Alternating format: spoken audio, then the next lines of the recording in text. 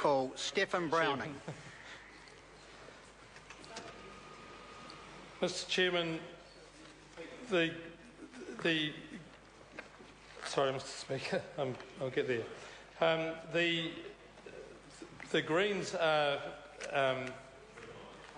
very clear that they like the point of this bill in terms of it being an anti-dumping bill effectively, and to reducing the risk in terms of a WTO trade dispute. However, Greens are about fair trade, not free trade, as we see free trade happening at the moment.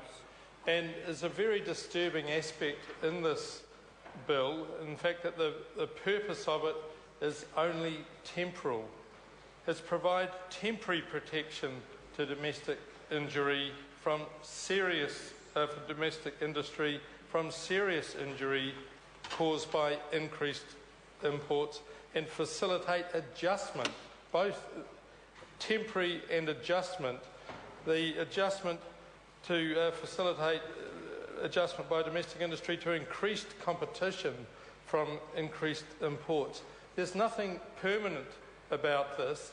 This is effectively saying, hey fellas, organise a redundancy for your staff, give them their notices, plan for your early retirement, think about what your local community is going to do from now on, because, sorry, this bill only looks out for a temporary adjustment while these people actually downgrade their businesses and move out of their businesses, as we've seen so many things happen in New Zealand. We watched clothing move off to Fiji, and now we know it's moved further afield, and even Fiji doesn't have that as a business anymore. We've watched footwear manufacturers head off overseas. We now are getting more and more primary production imports, huge amounts of stuff, and I would suggest that the 40% of the pork that's eaten in New Zealand, hundreds and thousands of tonnes a week effectively, is effectively dumping, and what are we doing about that?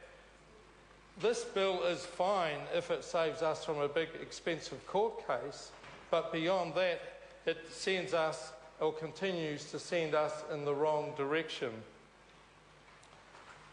What is serious injury?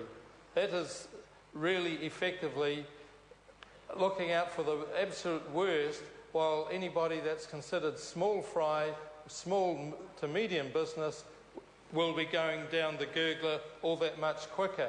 I would suggest it's just the very big businesses that will get any benefit from this. There's no suggestion of any protection for anything less than what is considered serious injury. We have lost expertise, we have lost self-reliance in this country. As we head into increased impacts from oil shocks, natural disasters, social civil disasters internationally, we actually need to have a higher level of self-reliance. We have no self-reliance from something like this. This is absolutely temporary. A problem with the WTO that we've connected with and we look at to try and smooth trade internationally is that it is very, very strong on trade and very, very weak on environmental and social concerns.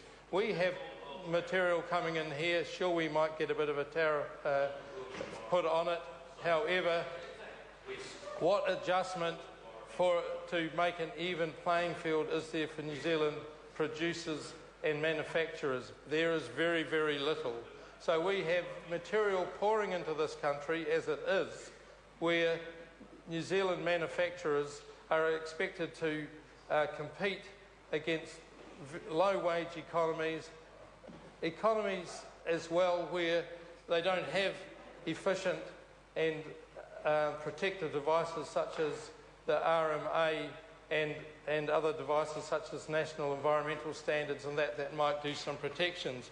And yet our manufacturers our producers have to compete price on price without those things being adequately considered. So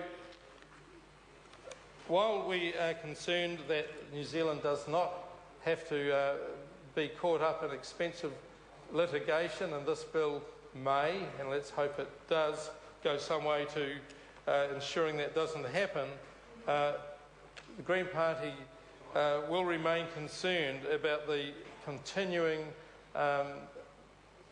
and often secretive direction towards free trade. We would love to know what's going on with the Trans-Pacific Partnership arrangement at the moment, where we have no idea to the level that something like this bill may effectively be needed, or whether that secretive free trade agreement may in fact lock us out of even being able to use our trade safeguards measures bill. Mr. Speaker, we need to get a better balance in terms of how we do our trade. We need to be moving on from the free trade mantra to a fair and socially justifiable trade, an environmentally justifiable trade. While we carry on down this path of free trade agreements where our manufacturers and producers continue to lose out, and I notice that of course some producers may appear not to be losing out because it appears that milk powder and maybe a bit of beef might be about the, and some coal of course, be the dominant beneficiaries of free trade agreements.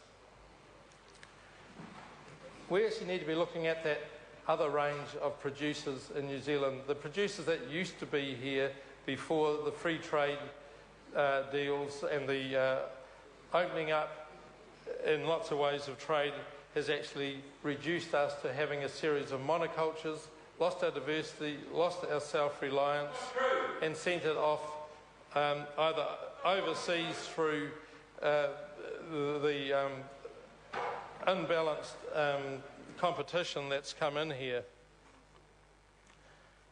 It's outrageous that this is about effectively supporting industry that is quite destructive and unsustainable in the New Zealand environment as well. When we have so much riding on dairy and some milk powder that is produced in consistently unsustainable ways, and it does not need to,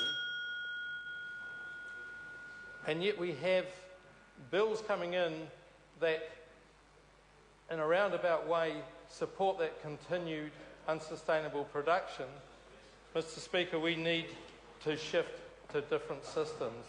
The sooner that our production is done in a sustainable way, the sooner that we push into organisations like the WTO that sustainability needs to be at the absolute highest level, the better. So the Greens do want to keep New Zealand out of litigation, but we are presenting bills like this that are based on a very unbalanced environmental and social situation. Thank you. I call Simon O'Connor. I'll just take a short call on this. Mr. Speaker, I just want to bring